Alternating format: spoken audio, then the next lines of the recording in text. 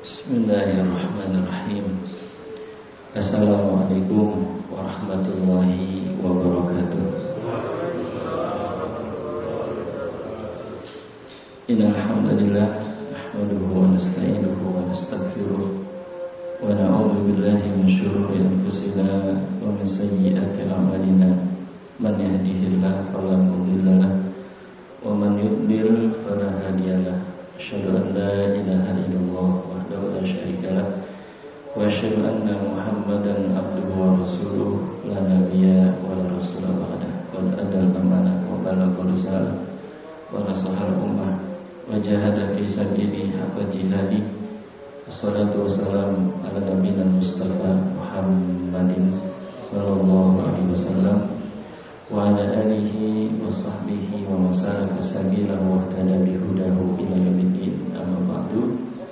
Qala Allah ta'ala fi kitabihil karim, a'udzu billahi minasyaitonir rajim. Ya ayyuhalladzina amanu taqullaha haqqa tuqatih wa la tamutunna illa wa antum muslimun. Yang saya hormati seluruh pengurus Masjid Al-Fat, yang Allah muliakan bapak-bapak, saudara jamaah Masjid Al-Fat. Alhamdulillah, segala puji bagi Allah pada pagi hari ini kita diberikan bermacam-macam nikmat. Di antaranya yang paling istimewa adalah nikmat iman dan Islam, sehingga kita bisa bersama-sama mengikuti kajian rutin setiap pada subuh di dalam rangka insyaallah menambah ilmu, iman dan takwa kita kepada Allah Subhanahu wa taala. Semoga pertemuan kita pada pagi hari ini membawa manfaat dan dapat kita praktekkan dalam kehidupan kita sehari-hari. Amin ya rabbal alamin. Salawat dan salam semoga senantiasa tercurah kepada Nabi kita Muhammad sallallahu alaihi wasallam, sahabatnya, para sahabatnya, dan orang-orang yang istiqomah mengikuti jejak langkah beliau sampai datangnya hari pembalasan. Jamaah yang Allah muliakan, pada pagi hari ini syuruk jatuh jam 5.30 ya, atau jam 5.29. Tidak bosan-bosannya kita ingatkan bahwa itu hanya pengingat saja, berarti matahari telah terbit. Cuman hati-hati belum hilang pancaran sinarnya, maka tunggu sampai 1 tombak baru boleh melakukan sholat syuruk. Nah, kata Syekh Al-Utsaimin dalam Syarah Al-Mumti bahwa 1 tombak itu kira-kira 12 sampai 10 menit. Kata beliau lebih rinci lagi, lebih hati-hati lagi, nunggu 15 menit. Sesuai hadis Nabi sallallahu alaihi wasallam riwayat An-Nasa'i dari Abu Umamah Al-Bahili dan dari Amr bin Ambasa, tinggalkan sholat sampai terbitnya matahari dan meningginya matahari sekira 1 tombak. Sehingga tepat jam 5.30 itu masih terlarang untuk melakukan sholat sunnah apapun, kecuali setelah matahari tinggi 1 tombak. Telah terbitnya matahari dan tingginya matahari sekira 1 tombak. Gitu ya. Jadi lebih amannya, kata Syekh Shalih Al-Utsaimin, nunggu sampai 15 menit. Jadi kalau syuruk jam 5:30 atau 29 menit, maka kita sudah boleh melakukan sholat syuruk itu sekitar jam setengah 5 lewat 15 menit. Setengah 6 lewat 15 menit. Atau jam 5 lewat 45 menit. Sudah boleh melakukan sholat syuruk. Jadi tidak pas pada 5.30 ya, nunggu sampai 5.45. Jadi jadwal-jadwal sholat itu tentang syuruk, itu kan syuruk artinya telah terbit matahari untuk supaya kita ingat, supaya tidak lupa dan ada patokan. Oh iya, kalau syuruk jam 5.30 hari ini, maka kita boleh melakukan sholat lebih aman, yaitu jam 5.45 atau jam 5.40, itu sudah bisa. Tidak pas jam 5.30-nya atau 5.29. Nah, itu sekedar informasi jamaah yang dirahmati Allah Ta'ala.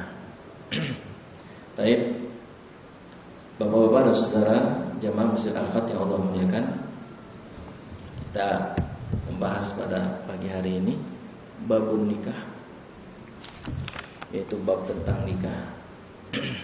Dan ini insyaallah bekal buat kita yang mungkin anaknya sudah besar atau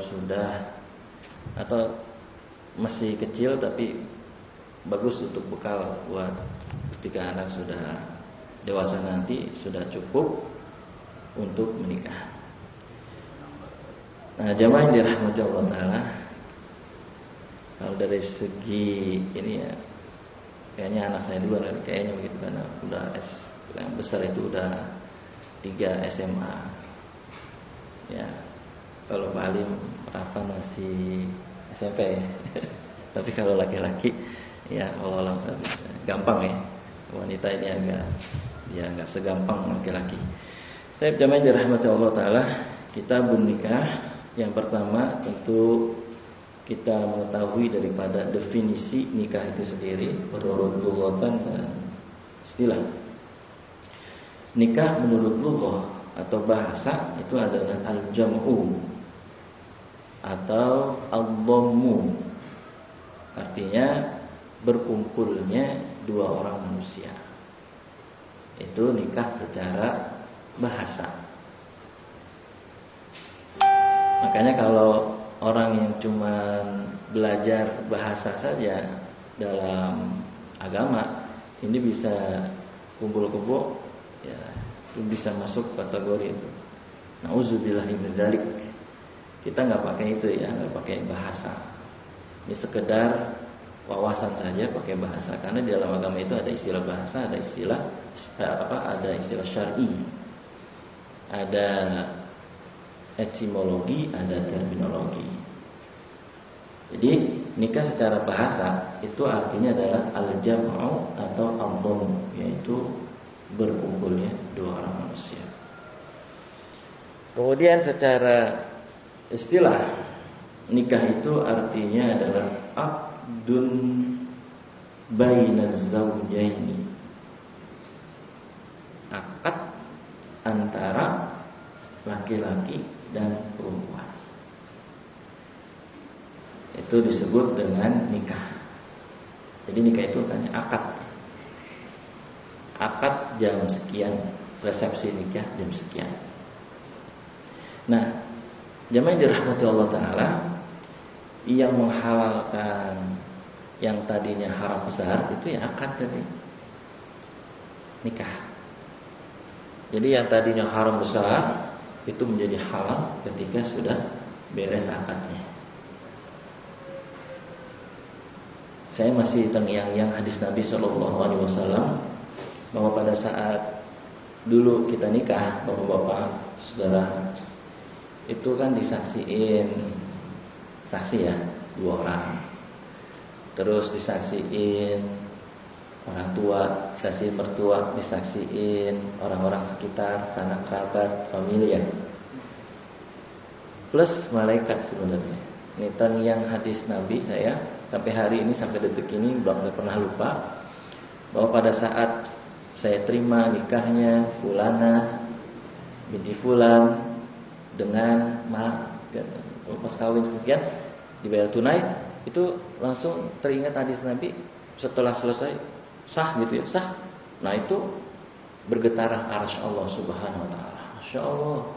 Jadi akad yang kita lihat biasa-biasa aja nih, yang setiap pernikahan kita lihat ada akad, nikahan ada akad, itu nggak main-main, sampai menggetarkan arsy Allah. Jadi arsy Allah sampai bergetar. Kenapa?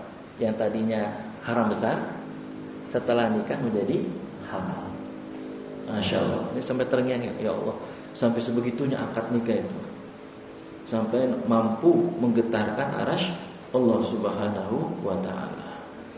Jadi Allah jadi saksi, malaikat jadi saksi, orang tua, mertua, dan yang hadir pada saat itu menjadi saksi buat kita semua. Atau masih ada ya foto-fotonya Bapak ya, kenang-kenangan dulu waktu nikah ya. Nah, jamaah yang dirahmati Allah Ta'ala, nanti kita akan dapat ilmu diantaranya, boleh nggak sih sebenarnya orang tua maksa anaknya untuk nikah, kan gitu ya. Itu nanti masuk bab ijbar, orang tua yang memaksa anaknya menikah, boleh nggak? Jamaah yang dirahmati Allah Ta'ala, dalil daripada nikah ini, jadi ini boleh buat yang udah nikah dan mau nikah lagi boleh nih ilmunya nih, ya cocok. Ini Allah berfirman, udah hafal semua nih ayat terkenal banget. Fankihu ma qaba lakum minan nisa, berapa? Masna wa thulatha wa ruba'. Fankihu, ini surat An-Nisa. Jamaah yang dirahmati Allah Ta'ala, dalam ayat ini fankihu menggunakan fi'il amr. Fi'il amr, kata kerja perintah. Maka nikahilah ya, di antara wanita itu 2, 3, 4. Ini yang belajar bahasa Arabnya letterlek, mungkin baru semangat belajar kali ya. Disangkanya masna tuh 2, thulatha 3, kemudian ruba' 4, 4. Padahal bukan gitu maknanya. Masna artinya 2, thulatha 3, 4. Tapi fa in khiftum alla ta'dilu fawahidah. Tapi kalau misalnya nggak mampu berbuat adil, katanya Allah cukup 1 gitu. Saya dan sebagian bapak-bapak ini kayaknya termasuk daripada muwahhid. Muwahhid itu hanya 1 istri doang gitu. Ya, belum berani 2, 3, 4. Soalnya ada kata-kata yang nyelekit juga sih sebenarnya. Kenapa nih? Ustadz belum jadi ustadz, biarin, nggak apa-apa. Saya dipanggil ustadz, boleh nggak dipanggil nggak boleh, silakan. Bukan gitu ustadz. Begini, kalau ustadz itu, kalau ulama istrinya 4, kiai istrinya 3, ustadz istrinya 2. Kiai istrinya 2, ustadz istrinya kiai istrinya 3, ulama istrinya 4, kiai istrinya 3, ustadz istrinya 2. Nah, saya jadi belum ustadz, murid karena baru 1, katanya gitu. Ya nggak apa-apa ya kan.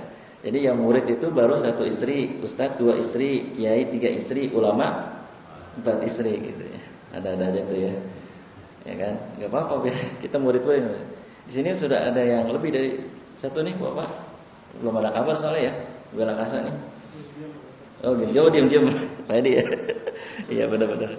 Iya. 1 di Bogor, 1 di Bekasi, 1 di Bandung ya. Tapi ya, alhamdulillah jamaah dirahmati Allah. Ya, itu termasuk daripada salah satu syariat Allah Subhanahu wa Ta'ala. Tidak boleh kemudian membencinya. Ya, kalaupun kita belum sanggup atau tidak setuju atau mungkin dengan alasan-alasan tertentu, ya sudah, tidak usah kemudian kita mencelaknya atau menghinanya. Nah, jamaah dirahmati Allah Ta'ala, kemudian dari sini para ulama mengambil kesimpulan hukum istidlal dari fa'amma hukmun nikah, tentang hukum nikah. Faqala jumhur huwa mandubun ilahi. Jadi dari sini, dari surat An-Nisa ini, para ulama mayoritas mengatakan bahwa nikah itu hukumnya sunnah. Hadis Nabi biasanya penghulu itu suka menyampaikan tuh sebelum pernikahan, khutbah nikah. Apa? An-nikahu sunnati, gitu ya. Faman raghiba an sunnati falaisa minni. Ya, nikah itu sunnahku. Ya, maka yang tidak suka sunnahku bukan termasuk golonganku. Ini kalau hurufnya gundul, an-nikahu sunnati dibaca an-nikahu santai. yang belum ini belajar gundul kalau nggak ada harokatnya, padahal bukan santai, sunnati. Jadi ada ulama mayoritas itu mengatakan bahwa nikah itu hukumnya sunnah. Adapun waqala ahlu zahiri, adapun ahli atau mazhab zahiriyah atau zahir tekstual mengatakan nikah itu huwa wajibun. Nikah itu wajib. Berdasarkan ayat ini. Fankihu itu fi'il amr, kata kerja perintah.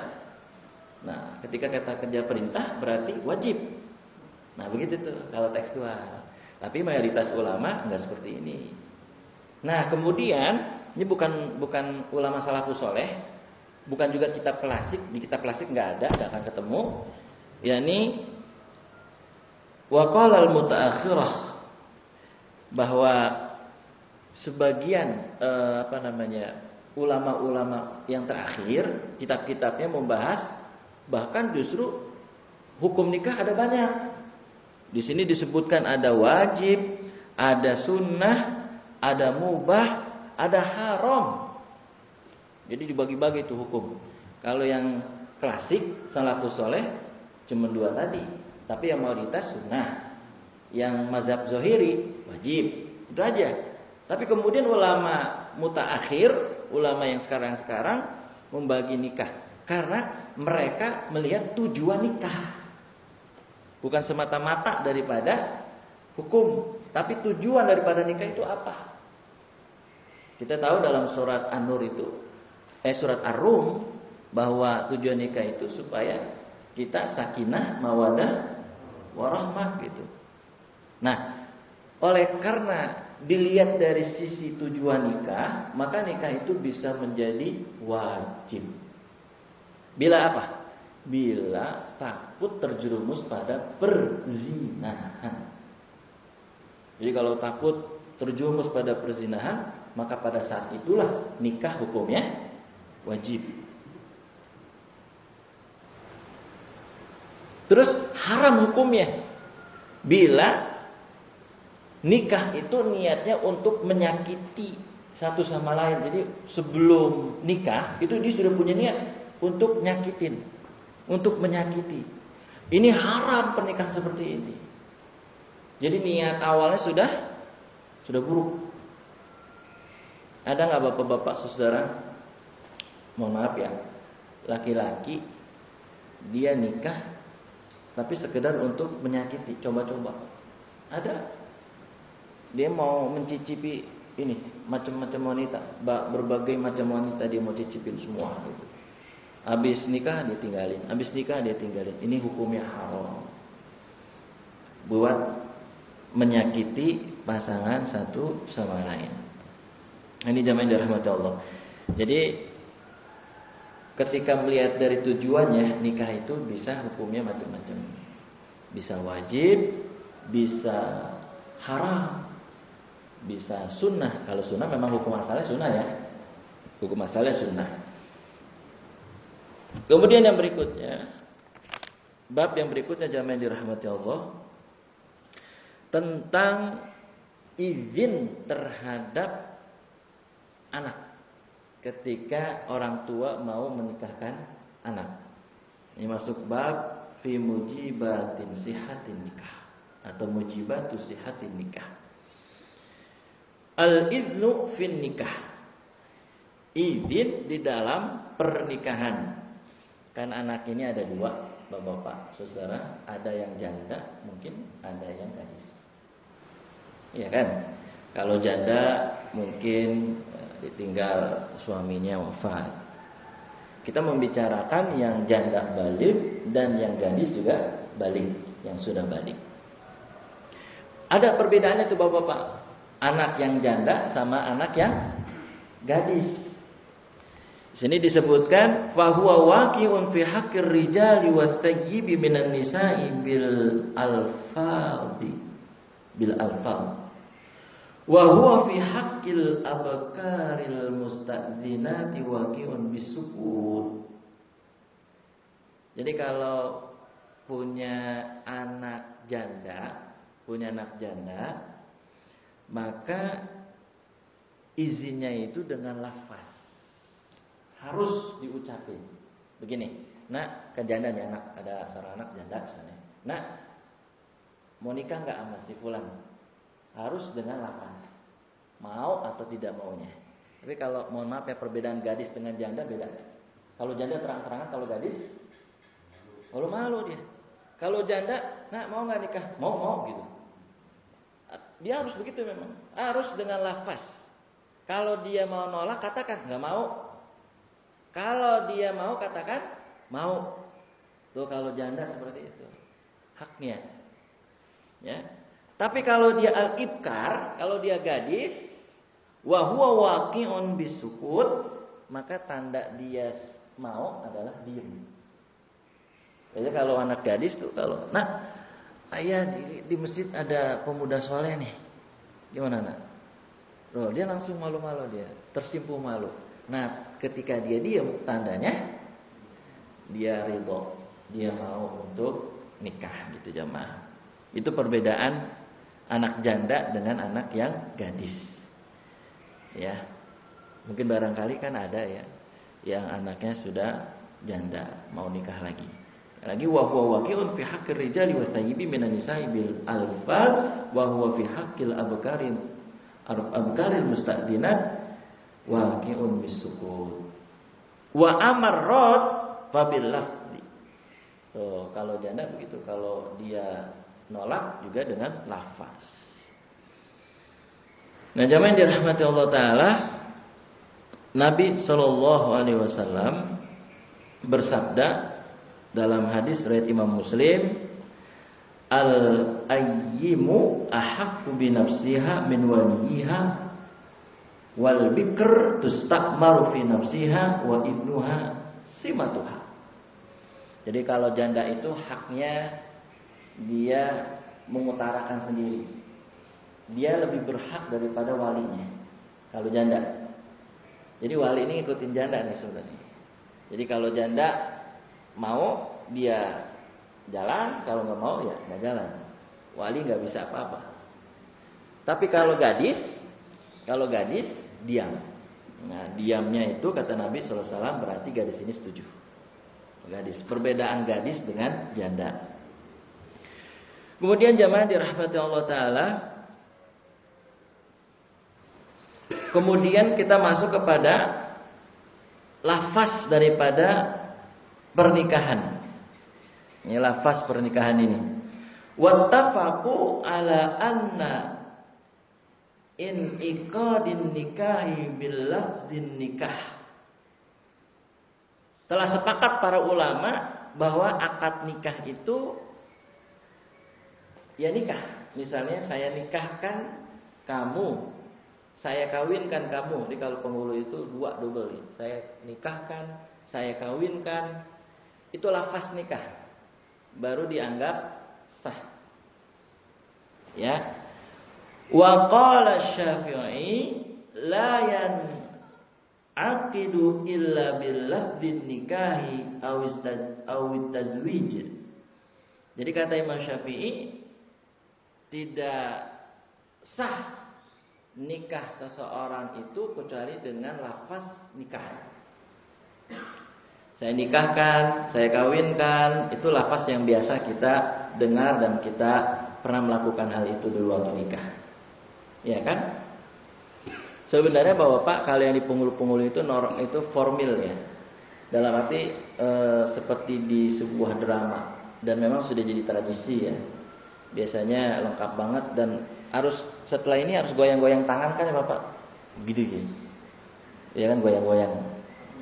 Ya kan, satu nafas dan goyang-goyang kan, penghulunya gitu, ya kan. Nah, itu tradisi saja. Sebenarnya nggak seperti itu juga nggak apa-apa, dan nggak satu nafas juga nggak apa-apa sebenarnya.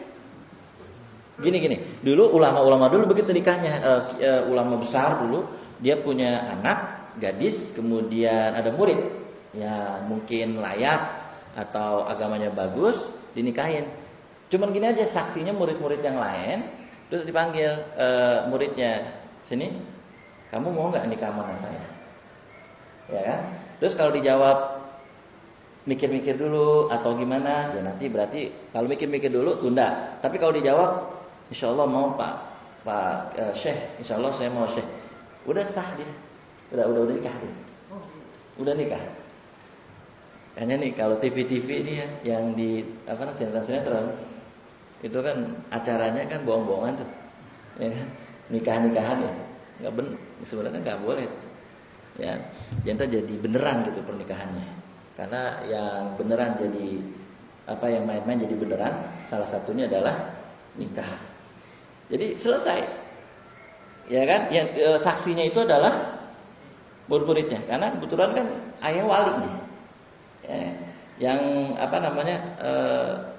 ini anak dari seorang ulama kan, gadis, anak seorang ulama mau dinikahkan dengan muridnya, sudah panggil, diomongin mulu mungkin sebelumnya kan, kamu mau bersedia nikah dengan anak saya?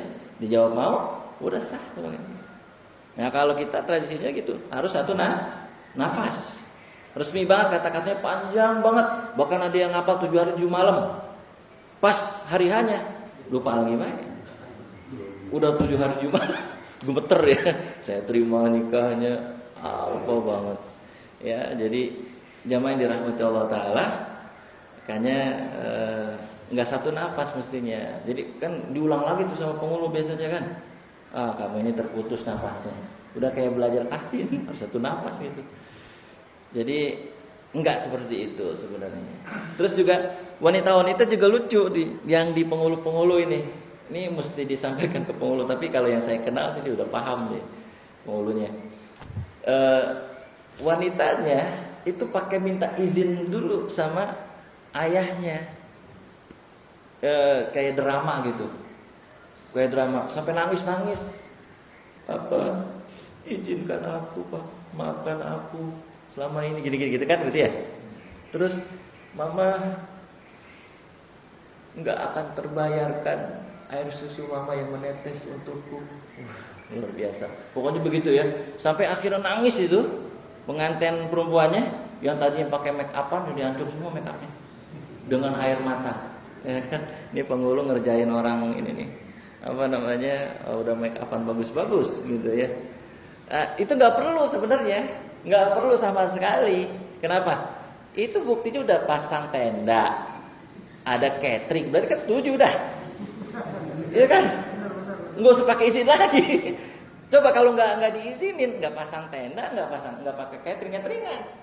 Nah itu. Tapi kalau penghulunya udah tak kenal saya sih, ini udah langsung gitu kan. Saya nikahkan gitu. Karena sering tausiah nikah, jadi udah banyak kenal penghulu gitu. Jadi udah Pak Kiai gitu. Sama-sama udah kenal kita. Nah, jamaah yang dirahmati Allah Taala. Jadi sekali lagi, lafaz nikah itu cukup dengan saya nikahkan, saya kawinkan, itu sudah selesai nikahnya. Tapi ada loh, ulama berpendapat boleh dengan lafaz yang lain nih. Fa ajazuhu qaumun wa bihi qala Malik wa Abu Hanifah. Ya. Jadi ada pendapat yang lain boleh dengan lafaz selain saya nikahkan, saya kawinkan kamu. Lafaznya adalah lafaz seperti jual beli. Misalnya saya hibahkan. Ya, saya hibahkan. Nah, jamaah yang dirahmati, ini agak asing ya pendapat ini dan sepertinya nggak laku. Pasti nggak laku. Masa nggak enak? Saya hibahkan, saya jual, kan nggak enak ya? Itu kayak nggak pantas gitu. Nah, alasan ulama yang membolehkan dengan lafaz lain saya nikahkan, saya kawinkan, alasannya karena pernikahan itu akad seperti jual beli. Alasannya begitu. Nah, saya setuju dengan pendapat Imam Syafi'i dan ulama yang lain bahwa itu nggak termasuk akad kalau begitu, nggak sah. mestinya saya nikahkan, saya kawinkan, dan nggak pantas kalau disamakan dengan jual beli. Jangan mentang-mentangan ada kata akad terus sama dengan jual beli. Begitu jamaah dirahmati Allah. Ini saya tidak setuju ya kalau diganti dengan saya hibahkan atau saya jual atau apa bahasa-bahasa yang selain nikahkan. Nggak setuju. Ya karena itu kurang pas dan kurang elok dan memang nggak pernah dipakai bahasa-bahasa seperti itu. Kemudian jamaah yang dirahmati Allah Ta'ala, kita masuk pembahasan berikutnya ini tentang ijbar. Ijbar itu orang tua boleh nggak memaksakan anaknya untuk menikah gitu. Kira-kira boleh nggak udah Isan? Boleh, dipaksa gitu ya. Anaknya untuk menikah, tapi anaknya nggak mau. Jadi Bapak, boleh kan? Ya.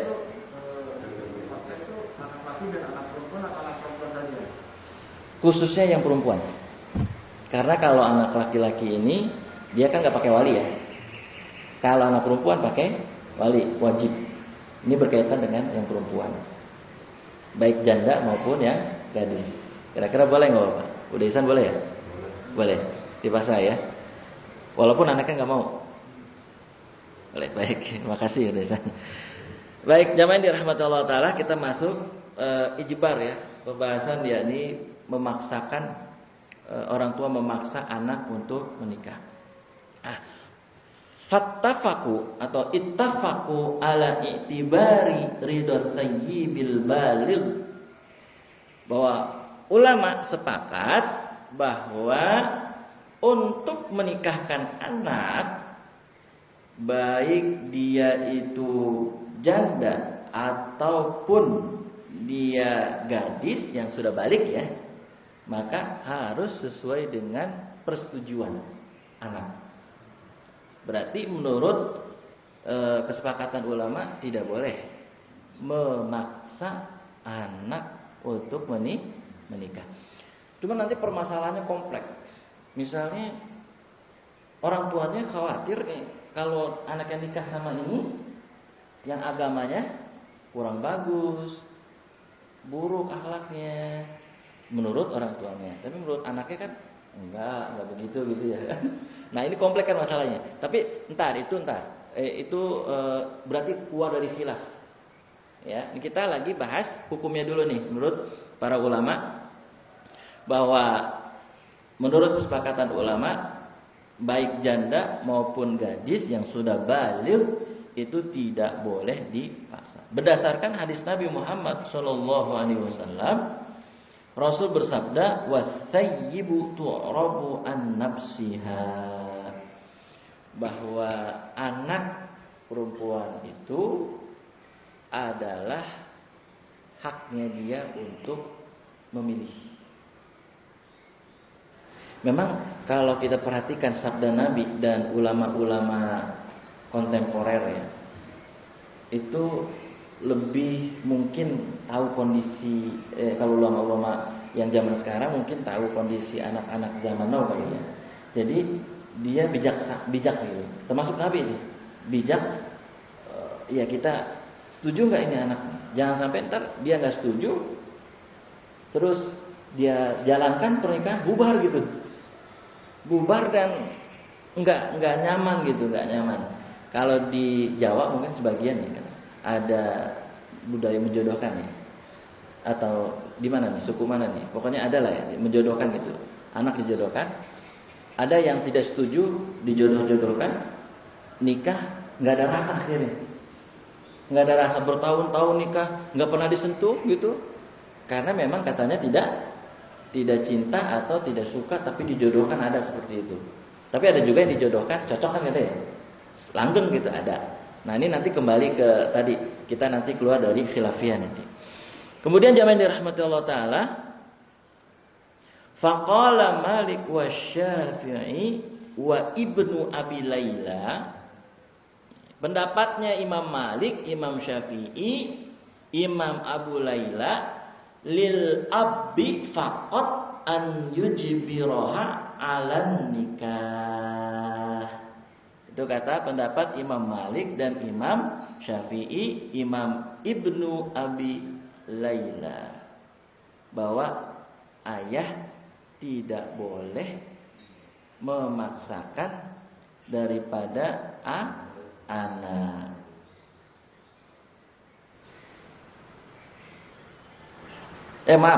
Boleh. Kalau menurut pendapat Imam Malik, Imam Syafi'i, dan Imam Ibnu Abi Laila, boleh seorang wali atau ayah, orang tua memaksakan anaknya untuk menikah.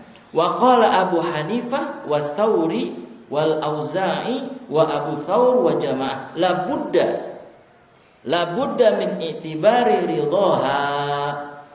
Kalau menurut Imam Abu Hanifah, Imam Tsauri, Imam Al-Auza'i, dan Imam Abu Tsaur dan jamaah nggak boleh. Jadi kalau menurut Imam Malik dan Imam Syafi'i boleh memaksa orang tua. Tapi ntar ada syaratnya.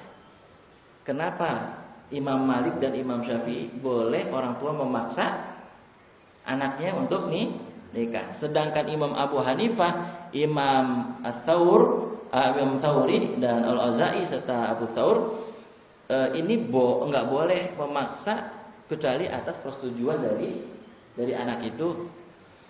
Nah, jemaah dirahmati Allah.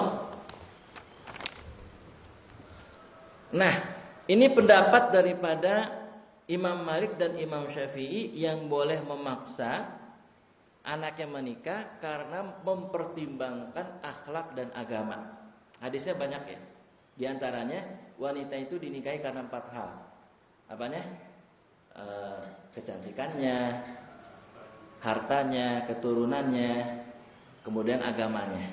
Lalu Rasul di ujung hadis, di ujung sabdanya mengatakan fadfar bidatidin taribat yada. Pilihlah karena agamanya, karena agamanya ini insya Allah akan menyelamatkan kalian gitu. Jadi agamanya. Jadi pertimbangan Imam Syafi'i dan Imam Malik boleh memaksa anak menikah itu pertimbangannya karena agamanya bagus, akhlaknya bagus. Gitu ya.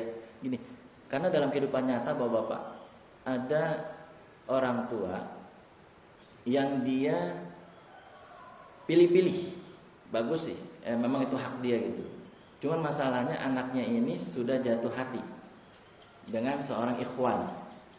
Karena ngelihat aktif dia di berbagai kegiatan sosial, akhlaknya juga bagus, cuman memang dari sisi pekerjaan masih belum karena mungkin belum rezekinya. Ya, tapi si akhwat ini atau si wanita ini sudah jatuh hati, jatuh cinta gitu sama siapa? Laki-laki ini. Kemudian jamaah yang dirahmati Allah, nggak dibolehin sama orang tuanya, ya kan? Akhirnya terjadilah fitnah yang sangat nggak diinginkan, terjadi perzinahan. Nauzubillahi min dzalik. Benarlah apa yang disabdakan oleh Nabi Shallallahu Alaihi Wasallam, kalau datang seorang laki-laki yang soleh, yang baik agamanya, nikahkanlah. Itu pesan Nabi. Sebab kata Nabi, jika tidak segera dinikahkan, ada laki-laki soleh datang, baik akhlaknya, baik agamanya, kemudian tidak segera dinikahkan, maka tunggu fitnah yang akan terjadi. Nah, ini benar. Faktanya memang demikian. Ada mungkin karena akhwat ini sudah tahu seluk-beluk si laki-laki ini, dia pelajari betul. Karena mungkin sama-sama aktif di kegiatan sosial keagamaan, sosial kemanusiaan, masyarakat dan lain sebagainya. Tahu, tapi ternyata orang tuanya tidak mengizinkan. Nah, jamaah yang dirahmati Allah Ta'ala, ini yang sedih ya sebenarnya. Bisa terjadi kejadian seperti akhirnya malu kan, keluarganya malu, tercorenglah nasabnya karena tadi perzinahan tadi. Nauzubillah. Ada juga di Jakarta, daerah Mampang, Buncit 5. Itu ada seorang akhwat yang sama suka dengan ikhwan, tapi dia aktivis masjid. Ngajar TPA, ya gajinya tahu sendiri dah. Ala kadarnya kan. Tapi dia energik, bertanggung jawab, jujur, rajin ke masjid, aktivis masjid lah pokoknya. Begitu. Ini jatuh hati si akhwat ini, bilang sama ayahnya, sama ibunya, saya mau menikah sama Ikhwan. Nggak boleh karena belum jelas pekerjaan untuk masa depannya. Belum jelas. Ya kan? Orang dia aja suka dibantu gitu kan. Insya Allah Pak, nanti kalau sudah nikah akan berubah, ada rezekinya, yang penting tanggung jawab. Kamu mau makan insya Allah? Mau makan insya Allah emang nanti nikah gitu. Digituin Pak. Tapi dasar kalau orang udah cinta gitu ya, biar siang biar malam amboy rasanya. Sejuta rasa. Pokoknya ibarat kalau jatuh cinta, itu dunia serasa milik berdua. Pokoknya apa aja jadi. Oh ini pernah nggak sih jatuh cinta? Dulu kita pernah jatuh cinta lah gitu. Wah pokoknya seneng banget ya. Kalau udah jatuh cinta itu wah luar biasa semangat ya kan. Kata Kiai, walaupun kotoran dianggap kue bolu katanya begitu. Kalau udah jatuh cinta gitu kan. Ya Pak Judian ya. Tadi sehat ya. Alhamdulillah kangen ya Pak Haji, baru kelihatan lagi. Ya alhamdulillah udah kangen sama Alfat kali Pak Haji ya. Alhamdulillah. Cinta pertama Alfat ya. Yang kedua baru Anur. Ya Pak Haji ya. Cinta pertamanya Alfat ya. Karena Anur belum jadi dulu. Nah jamaah yang dirahmati Allah Ta'ala. Jadi ini akhwat ini terus melobi. Nah ini nih akhwat-akhwat kalau pengen nikah sama yang dia cintai, perjuangkan. Lobi orang tuanya. Ternyata nggak putus asa nih akhwat. Ngelobi terus, ngelobi ayah ibunya. Akhirnya disetujuilah pernikahan tersebut. Nah akhirnya jadilah mereka menikah. Masya Allah. Pas sudah menikah yang tadi nggak punya sendok jadi punya sendok. Iya kan? Yang tadi nggak punya piring, bawa kan kita dulu ya. Nggak punya sendok, dia punya sendok tuh. Betul katanya Allah, kalau sudah nikah akan dikayakan gitu. Ya kayaknya macam-macam gitu ya. Betul itu, yang tadi nggak punya sendok, dia punya sendok. Yang tadi nggak punya tempatnya, dia punya tempat tidur. Yang tadi nggak punya kasur, dia punya kasur. Akhirnya jadi nikah. Masya Allah, emang Allah Maha benar dalam firman-Nya. Bahwa ketika kalian nikah maka akan dikayakan oleh Allah Subhanahu Wa Taala. Nah, si ikhwat ini yang tadi aktivis masjid bekerja di sebuah perusahaan, kemudian dia memiliki penghasilan yang luar biasa. Justru yang tadinya dia membantu, pas sudah nikah, justru dia sering membantu. Masya Allah, Subhanallah. Ini betul-betul apa yang Allah firmankan itu nyata, bahwa ketika sudah nikah pasti akan ditambah rezekinya oleh Allah Subhanahu Wa Taala. Ini aktivis masjid tadi kalau nggak nikah mungkin ya begitu aja kali ya. Tapi kalau sudah nikah mungkin dia punya tanggung jawab yang besar, berubah akhirnya jadi suka membantu. Yang tadinya dibantu jadi membantu. Untuk membuktikan kepada ayah dan ibu tadi, nih ayah, nih ibu, ya kan? Insya Allah nggak makan insya Allah. Jadi beres sudah, alhamdulillah. Ya, jadi suka yang tadinya dibantu jadi membantu. Nah itu jamaah dirahmati Allah Ta'ala. Karena memang istri menghadirkan rezeki, anak juga menghadirkan rezeki itu kalau nikah gitu. Makanya kalau ada dulu orang tua dulu gitu, banyak anak banyak rezeki itu orang tua dulu gitu. Kalau sekarang cukup 2 saja gitu ya. Cukup 2 saja. Nah, ribet juga nih disangka kalau yang cukup 2 aja nanti dituduh menghilangkan sunnah ya. Sunnah Nabi yang punya anak banyak. Ini Nabi pernah bersabda bahwa Bapak yang dirahmati Allah Ta'ala, tazawwajul walud fa inni mukatsirun bikum bil umam. Nikahilah wanita yang subur. Nikahilah wanita yang subur. Karena banyak anak, nanti aku akan membanggakan di hari kiamat umatku yang banyak. Gitu. Tapi ada juga yang banyak anak, sian, anaknya nggak keurus, yang satu ngalor, yang satu ngidul, ya kan, yang satu ngetan.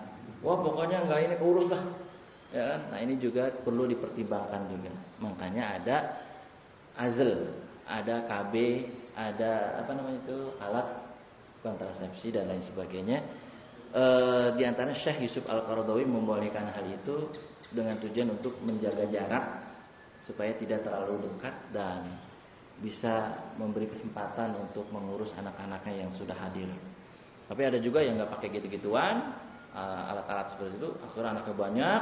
Saya melihat dengan mata saya sendiri, kesian, nggak keurus anaknya. Mohon maaf, anaknya dekil-dekil, ya kan. Terus, wah pokoknya ingusnya kemana-mana gitu kan. Macam-macam kesian. Terus sekolahnya juga akhirnya terbengkalai semua. Yang jamaah dirahmati Allah Ta'ala, perlu pertimbangan itu kalau untuk punya anak banyak. Nah, jamaah dirahmati Allah Ta'ala, itu ya, jadi menurut Imam Abu Hanifah dan lain-lain, ya nggak boleh memaksa, mesti sesuai dengan ridho anak. Tapi kalau menurut Imam Malik dan Imam Syafi'i boleh memaksa, tapi dengan syarat sesuai agamanya bagus. Nah, kita keluar dari khilaf deh. Kita keluar dari khilaf, ya, kita keluar dari khilaf. Bagaimana? Komunikasikan aja udah, diskusikan, komunikasikan, kok musyawarahkan, baiknya gimana nih nak, gitu. Pokoknya gitu aja lah. Ya, emang harus begitu zaman sekarang, apalagi nggak sama dengan zaman dulu. Kayak apa? Zaman Siti Nurbaya, dipaksa, dijodohin. Oh, pokoknya kalau anak zaman sekarang nggak pernah deh dijodoh-jodohin itu. Nah, keluar dari khilaf, musyawarahkan, diomongin sama-sama dengan musyawarah kepala dingin. Ya udah, gimana nak, begini gitu, diomongin. Jadi kita keluar dari khilaf. Ya, khawatir nanti gini, misalkan anaknya nggak sesuai deh, pokoknya ngambil pendapat yang orang tua nggak boleh maksa gitu, ngambil pendapat, terus orang tua nggak setuju. Masalahnya adalah kalau perempuan ada di wali, kalau wali nggak setuju nikahnya gimana? Kan gitu susah. Nah, ini yang repotnya gitu. Makanya kita keluar dari khilaf, kita musyawarahkan kepada ananda. Bagaimana baiknya dimusyawarahkan gitu. Nah, kemudian jamaah yang dirahmati Allah Ta'ala, nanti kita yang berikutnya, kalau wali itu yang dekat apa yang jauh gitu, ya kan? Wali itu yang dekat apa yang jauh? Nanti ada di bab yakni wahiyya tazwij al-ab'ad ma'a wujudil aqrab. Nah ini. Jadi kita sampaikan dulu wali ini. Wali, sifat-sifatnya wali seperti apa? Yang boleh jadi wali seperti apa? Jemaah yang dirahmati Allah Ta'ala. Karena ada juga yang ayahnya non muslim. Nah, kalau ayah non muslim, sepakat ulama nggak boleh jadi wali. Kan gitu. Makanya syaratnya, kata para ulama ini sepakat, yang pertama syaratnya al-Islam. Islam, syarat menjadi wali. Yang kedua, syaratnya adalah bulugh, yakni baligh. Wali itu baligh. Ya. Yang pertama Islam, yang kedua baligh, yang ketiga adil. Wali itu harus adil. Yang keempat berakal. Ya, itu sifat wali. Islam, sudah baligh, adil, kemudian dia berakal. Jadi kalau orang yang nggak waras, nggak bisa jadi wali. Dia tidak menjadi Allah Ta'ala. Yang berikutnya, nah ini yang siapa nih? Waktu itu tanya tentang talfik ini, ya. Ada pendapat imam yang nggak pakai wali sah nikahnya. Kan gitu kan? Talfik namanya. Itu pendapatnya siapa? Masih ingat gak? Imam Abu Hanifah. Imam Abu Hanifah berpendapat sah hukumnya nikah tanpa wali. Tapi ntar ada syaratnya. Enggak begitu aja, enggak. Syaratnya ketat. Kita sampaikan dulu nih pendapat fadzahaba Malik ila annahu la yakunun nikah illa biwaliyin wa bihi qala Syafi'i. Ini pendapat Imam Malik, Imam Syafi'i dan imam-imam yang lain bahwa nikah itu harus pakai wali. Nah, ini yang kita sudah amalkan sejak lama, nikah dengan wali. Jadi saya belum pernah dengar ada orang nikah tanpa wali. Sampai detik ini saya belum dengar.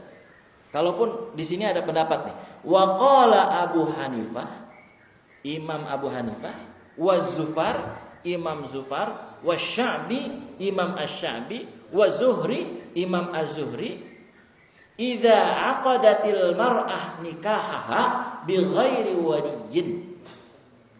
sah nikahnya seseorang yang tanpa wali. Itu nikahnya sah. Ini menurut pendapat siapa tadi? Imam Abu Hanifah, Imam Zufar, Imam Asy-Syafi'i, Imam Az-Zuhri. Sah nikahnya tanpa wali. Tapi ada syaratnya. Wa kana kufu'an jaza. Apa syaratnya? Sekufu. Apa itu sekufu? Sekufu itu agamanya bagus, akhlaknya bagus. Itu sekufu. Jadi syaratnya ketat kan? Jadi nggak sembarangan dia nikah tanpa wali, nggak dipikirin agamanya. Kalau agamanya tidak dipikirin, bermasalah tetap.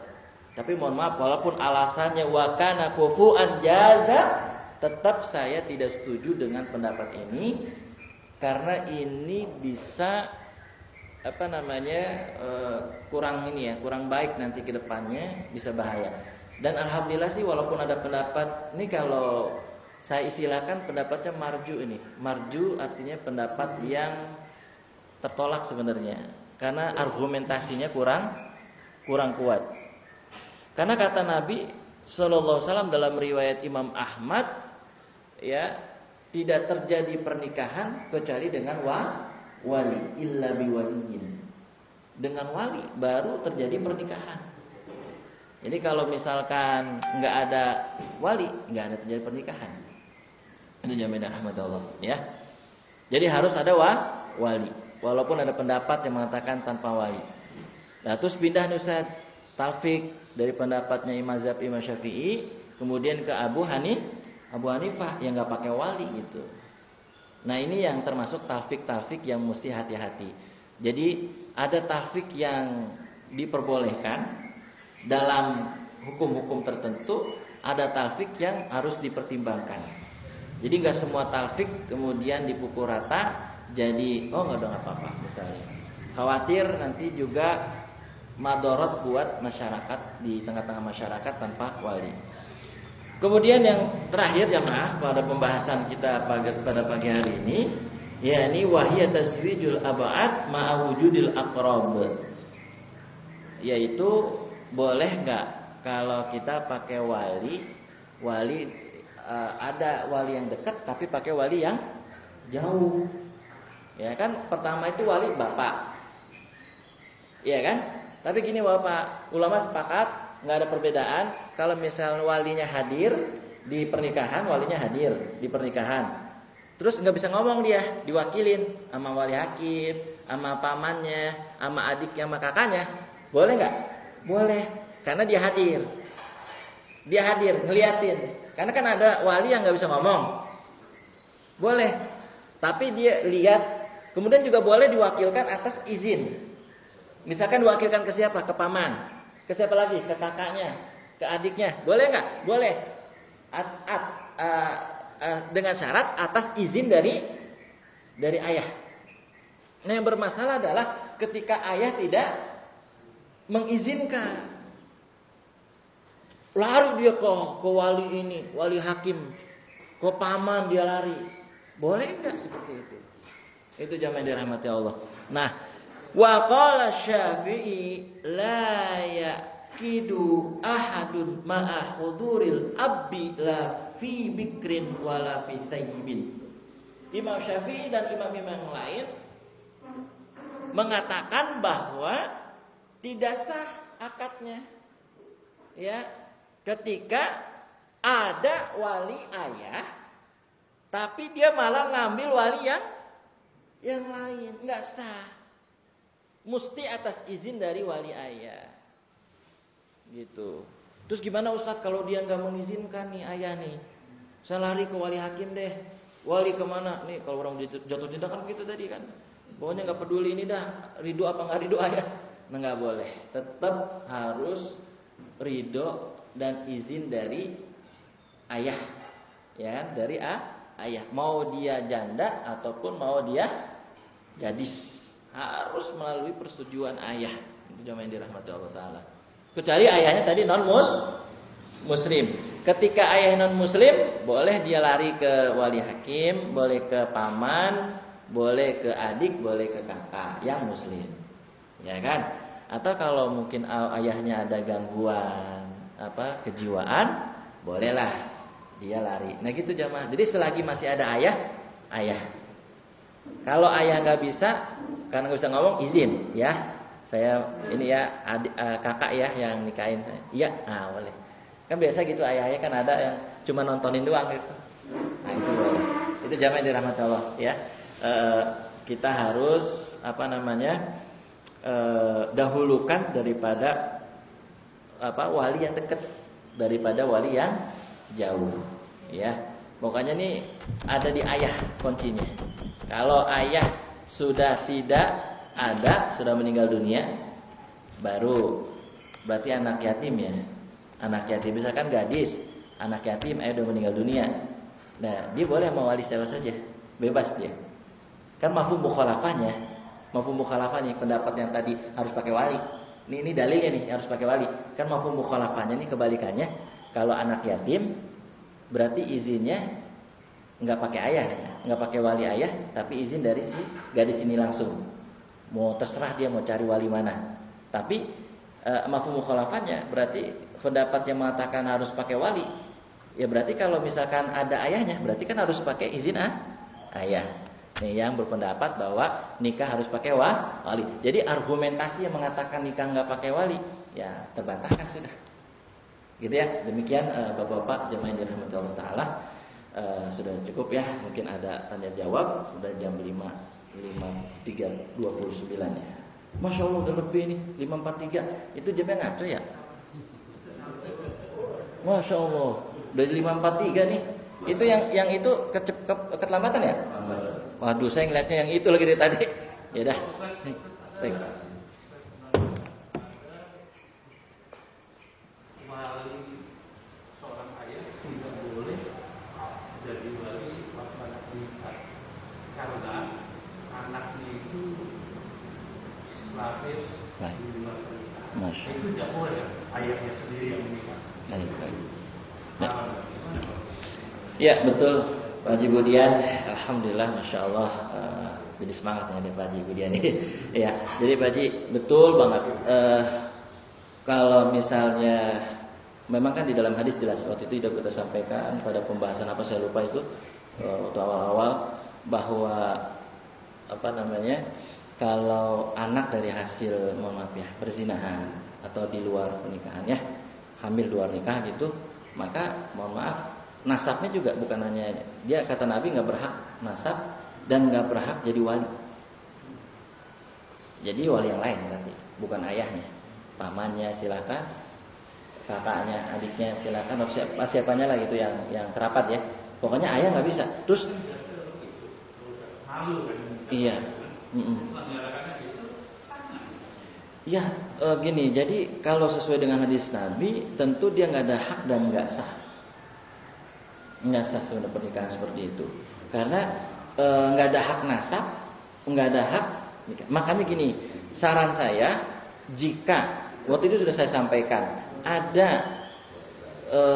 anak dilahirkan di luar pernikahan gitu ya, itu walinya ini pura-pura aja, pura-pura papa takut nih gemeter kalau ngomong gitu, agak-agak gugup kalau ngomong, jadi mohon maaf ya nak, papa minta tolong sama paman aja gitu, atau sama saudara gitu ya, atau sama wali hakim gitu, mohon maaf ya, kayaknya papa ini gugup gitu. Nah itu alasannya gitu mestinya, sehingga nggak ada kecurigaan gitu, nggak ada oh ya udah nggak apa-apa pak, ya maaf ya nak, dalam masalah ini seumur hidup kamu, papa bukan apa-apa, takut nanti merusak momentum gitu. Pokoknya apalah alasannya gitu, biar jangan dia jadi wali gitu Pak Haji. Karena memang bisa berimplikasi pada nggak sah itu, karena kan wali itu tadi diantaranya adalah paham agama ya, paham agama Islam, kemudian berakal, baligh, ya kan, adil. Nah adil itu masuk kategori tadi yang tidak kan kalau misalkan di luar nikah berarti kan mohon maaf agamanya kan kurang berarti gitu. Kan gitu. Jadi ini termasuk daripada syarat-syarat wali Pak Haji. Makanya dia nggak boleh menikahkan. Nah, bagaimana Ustaz kalau udah terjadi gitu ya? Kalau udah terjadi gitu, kalau udah terjadi kok wali ini ya berarti kalau saya pribadi saya ngeri gitu, mesti fasakh, batal, nikah ulang. Nah, kalau misalkan pendapat yang ini tadi Imam Abu Hanifah dan Imam tadi Az-Zufar, kemudian Imam satu lagi itu sah kan ya tanpa wali. Cuma harus kufu anjas, yaitu harus agamanya bagus. Nah masalahnya agamanya bagus kan gitu kan. Nah ini repot lagi makanya. Nah makanya biar kalau sudah terjadi maka langkah yang berikutnya itu tadi difasakh, nikah ulang supaya menjadi sah pernikahannya.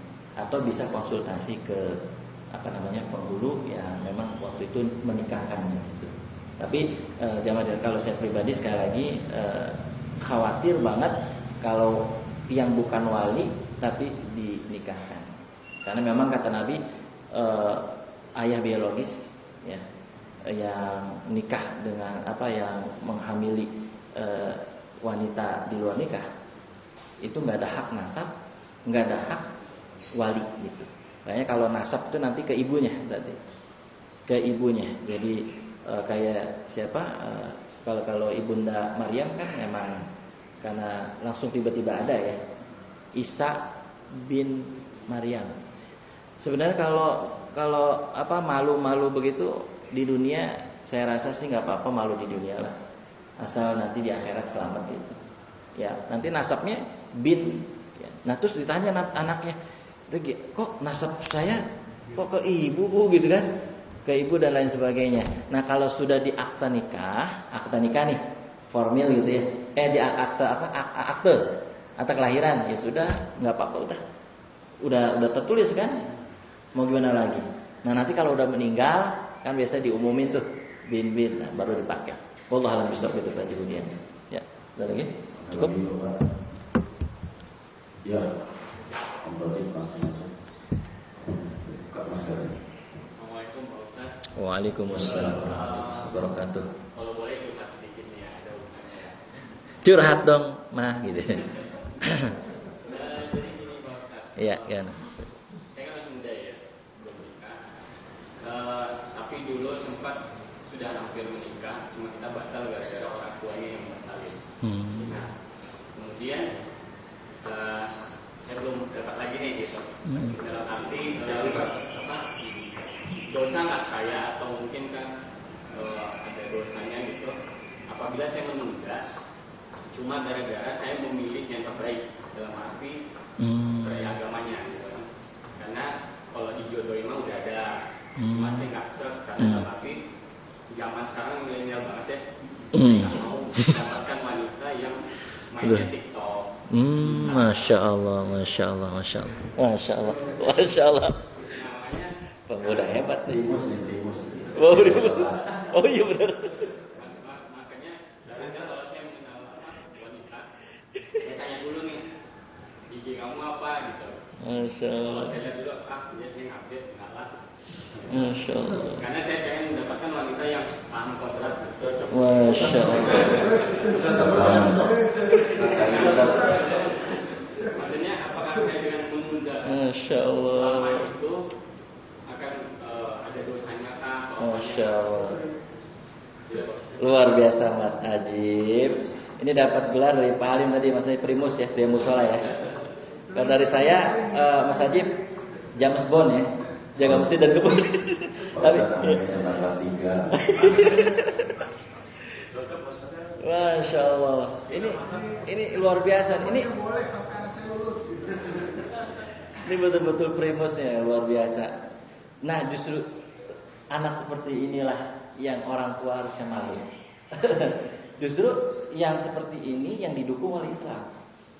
Yang tadi orang tua yang tadi itu, yang mungkin alasannya tadi begini-begini, karena nggak serak, karena begini begitu tadi ya, TikTok dan lain sebagainya ya. Apalagi sekarang emang lagi musimnya TikTok kan, ya kan, cewek-cewek TikTok, ya kan, laki-laki TikTok itu kan.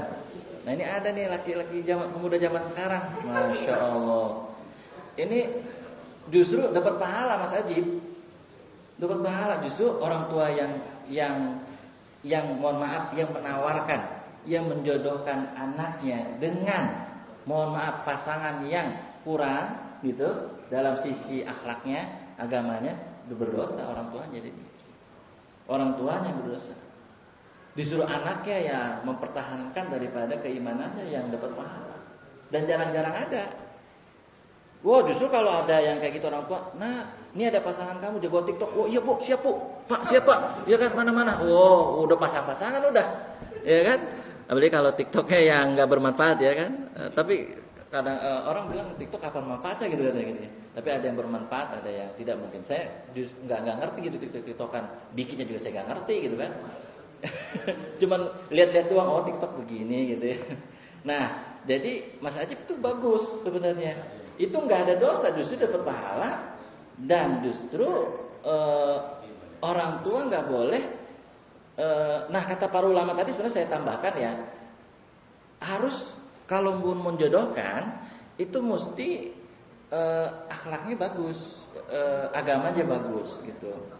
Nah kalau misalnya orang tua sudah menjodohkan anak-anaknya dengan wanita bagus gitu ya, akhlaknya bagus, agamanya bagus, kemudian anaknya belum mau karena belum seret atau belum gimana gitu, maka itu keluar dari khilaf tadi, dimusyawarahkan kalau kejadian seperti itu. Tapi kalau tadi misalkan cerita yang lain tadi ya, orang tuanya sudah nyiapin anaknya tapi calon, cuman anaknya kurang seret gitu karena tadi faktor-faktor yang subhanallah mulia tadi, itu nggak dosa, justru itu berpahala. Gitu. Sampai kapan Pak? Oh, itu sampai kapan? Oh iya benar ya. Pertanyaannya. Iya. Nah. Iya kalau akad memang banyak stok ya udah ya. Memang ikhwan ini yang susah nih ya. Jadi banyak saksitan. Oh gitu banyak saksitan. Tuh. Masya Allah. Nah gitu Mas Ajib ya. Jadi Mas Ajib tinggal nanti yakinkan orang tua ya. Pilihan Mas Ajib itu baik menurut Allah dan orang tua tentu ya. Allah, orang tua dan Mas Ajib sendiri. Dan yakinkan itu tugas Mas Ajib ya, meyakinkan orang tua. Karena mohon maaf orang tua insya Allah kalau kita tadi nih akhwat tadi kan yang tadi tuh yang di Mampang Buncit. Kan lobby terus Mas Ajib, lobby dengan kesabaran dan doa, sukses kan berhasil gitu. Waktu pas ngelobi ternyata si wanitanya sering berantem sama orang tuanya. Jadi waktu itu yang kakek gagal tuh gara-gara itu, jadi dia ngelobi terus tapi jadi sering lagi gitu sama bapak. Oh gitu, baik.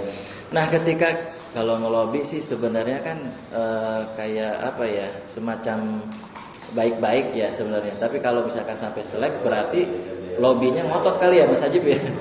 Ngotot gitu kayaknya ya. Iya.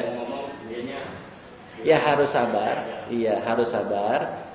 Gini, sejahat dalam tanda petik ya, seburuk-buruknya orang tua, sejahat-jahatnya orang tua, kita tetap tidak boleh berkata atau berbuat yang tidak baik. Itu pesan dari Quran. Waqfid lahumma janaha dzulli minar rahmah. Ya kan? Fala taqul lahumma Jadi sejahat-jahatnya orang tua, sejelek-jeleknya orang tua, harus anak mengalah. Harus anak tidak boleh berkata tinggi atau kasar. Sejelek apapun. Contohnya Nabi Ibrahim alaihi, Masya Allah, Nabi Ibrahim ya Allah ya Rabb, orang tuanya kasar banget.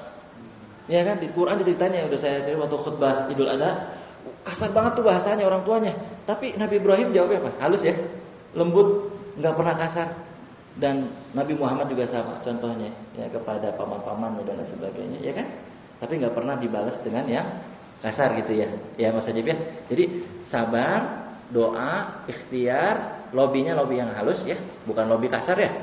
Kalau lobby kasar sih pasti selek gitu. Saya yakin anaknya ini mungkin terlampau semangat kali ya. Jadi orang tuanya kesel gitu lah sebagainya. Biarin aja orang tua kesel, biarin aja. Kita jangan balas gitu aja ya Mas Ajib ya. Itu supaya beres gitu Mas Ajib ya. Pokoknya jangan deh, pokoknya sekali-kali kita berantem sama orang tua jangan. Kalau orang tua sudah berkata demikian kita ngalah dulu, paling down dulu. Sabar. Nanti ada waktu lagi kita ngomong lagi tuh ya. Baik, cukup. Ada lagi. Tadi kan belum tuntas katanya. Kan dari wali, kalau dia dari anak hasil berzina kan pakai wali hakim. Tapi wali hakim apakah boleh dari kalangan keluarga atau wali hakim dari pihak pemerintah? Baik. Wali hakim kan kadang-kadang begini Bapak. Kita mah enak tinggal di negeri muslim ya. Bagaimana kalau orang yang tinggal di negeri non-muslim? Susah tuh. Ya. Nah makanya wali hakim ini di dalam syariat Islam itu ada dua, yang dari pemerintah sama non pemerintah. Nah dari non pemerintah bisa imam masjid, bisa muslimin atau muslim yang adil, yang dia sedikit paham agama lah, gitu ya. Nah, itu bisa dijadikan wali. Tapi dengan syarat tadi, manakala ayahnya sudah mengizinkan. Tapi kalau ayahnya tidak mengizinkan, ya kan, untuk nikah dengan si fulan, mohon maaf, itu mesti ditunda dulu, jangan cari wali-wali yang lain. Jadi nggak boleh dilangkain nih si ayah. Kecuali ayahnya non muslim, kecuali ayahnya mohon maaf udah gangguan jiwa, kecuali ayahnya sudah meninggal dunia. Wow, bebas ya sudah. Tapi kalau selama masih ada ayah, izinlah sama ayah. Walaupun mungkin cuma mewakilkan ayah, nanti diwakilin ya, izin gitu. Oh iya silakan. Nah, Nggak boleh dari keluarga. apanya? Nggak boleh dari keluarga si ayah. Keluarga dari si ayah. Apanya? Nikahnya? Oh wali. Boleh dari mana aja Pak Halim. Asal sudah dapat izin dari ayah. Cuman diutamakan dari keluarga dekat. Keluarga dekat itu si siapa? Si kakaknya istri, calon istri ya. Kemudian adiknya, ya kan? Atau pamannya. Namun misalnya ketika nggak ada nih umpama, atau masih ada misalnya, pamannya dia masih ada, kakaknya dia masih ada gitu. Nggak pernah mau gitu kan? Nggak pernah mau, akhirnya dari wali hakim. Kakak atau paman dari pihak mana? Ya, istri atau pihak? Dari pihak istri. Ini konteksnya tadi yang anak dalam hasil perzinahan. Oh perzinahan. Oh hasil perzinahan yang tadi Pak Haji Budian. Nah, kan nggak boleh jadi wali bapaknya. Nah, pertanyaan saya, tapi kan wali hakim itu boleh nggak dari pihak keluarga, baik dari ibu atau dari bapaknya, atau harus orang tua? Baik, iya. Jadi ketika ayahnya berhalangan, apapun alasannya, berhalangan meninggal karena berhubungan di luar nikah gitu ya, maka ini boleh hakim dari mana saja, hakim dari luar maupun hakim dari dalam.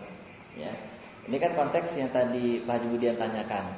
Nah biasanya orang Indonesia itu mesti ngambilnya wali hakim dari penghulu, dari pemerintah gitu. Dari keluarga boleh. Dari keluarga boleh. Karena sudah di luar daripada si ayah ini. Ayahnya ini sudah nggak ada kuasa atau sudah tidak berhak untuk menikahkan. Ya, jadi boleh pamannya, boleh boleh kakaknya, boleh adiknya. Tapi pada umumnya sekali lagi orang Indonesia itu mesti pakai wali hakim. Biar mungkin kalau wali hakim kan dia sudah menguasai agama. Kan kalau dari orang dalam barangkali agamanya mungkin kurang gitu. Itu juga mesti dipertimbangkan paling agamanya. Kan kalau wali hakim dia sudah biasalah menikahkan gitu. Dan dia sudah juga resmi ya. Kita juga nih perceraian itu baru resmi cerai kalau sudah diputusin pengadilan ya. Walaupun dalam syariat Islam sudah jatuh, tapi ada yang berpendapat menunggu sampai pengadilan memutuskan itu. Jadi gitu Pak Halim. Jadi memang tidak mudah ya untuk si yang ayahnya melakukan hubungan di luar nikah ya. Itu akan menjadi pertanyaan gitu jadi sama anaknya. Makanya saya sarankan tadi sudah siap sedia untuk menyiapkan argumentasi. Ya biar nggak curiga ya. Karena kita juga nggak boleh buka aib ya kepada anak. Jadi kalau ada orang yang berzina dulu sebelum nikah, nggak boleh cerita sama anak. Nggak boleh cerita. Tapi kalau misalnya nanti sudah dewasa, sudah besar, kemudian sudah ketahuan begitu saja baru dijelaskan dengan cara baik. Tapi selama belum ketahuan, simpen rapat-rapat. Jadi aib kayak gini. Terakhir ya Bapak, sebagai closing statement ya. Orang fasik. Fasik itu artinya orang yang melakukan dosa terang-terangan. Ada yang bukan fasik, dosa juga tapi bukan fasik. Dia ngelakuin dosa sembunyi-sembunyi. Mendingan mana Bapak? Yang terang-terangan apa sembunyi-sembunyi? Ya dua-duanya nggak mendingan sih. Tapi kalau ditanya mendingan yang bukan Pak Ji, yang diam-diam. Iya. Kalau terang-terangan dia nggak tahu malu berarti kan. Nah, kalau dari syariat Islam timbangannya dosanya lebih sedikit daripada yang tapi jangan malu. Oh, kata Ustaz sama nih kayaknya enak diam-diam nih. Enggak, saya mau bandingin gitu ya. Bahwa di dalam Islam itu mohon maaf yang melakukan dosa diam-diam yang kita jaga ini jangan dibongkar aibnya gitu maksudnya, karena dia masih malu-malu gitu. Yang sadis yang parah kan kalau dia melakukan dosa mabok terang-terangan, judi terang-terangan, bahkan Ustadz lewat diajak Ustadz, ini kurang atau orang Ustadz diajak itu Ustadznya main judi gitu. Mau juga duduk juga Ustadznya. Nah, lu terang-terangan kan? Udah terang-terangan ngajak orang lagi.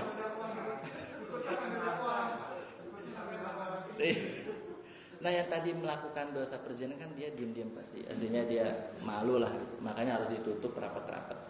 Jadi kalau ada orang melakukan dosa diam-diam, terus kita ngelihat nih, kita tahu, jangan disebarin. Tapi kalau yang terang-terangan begitu tuh yang fasik. Nah betul imannya udah kosong itu yang terang-terangan. Nah kalau yang musuh-musuh nih masih malu dia, masih ada iman sedikit. Kan malu itu termasuk bagian dari cabang iman. Wallahu a'lam bishawab. Demikian. Kita tutup Bapak Saudara dengan doa kutul majlis. Subhanallahi wa bihamdika asyhadu an la ilaha illa anta astaghfiruka wa atubu ilaik. Wassalamualaikum warahmatullahi wabarakatuh.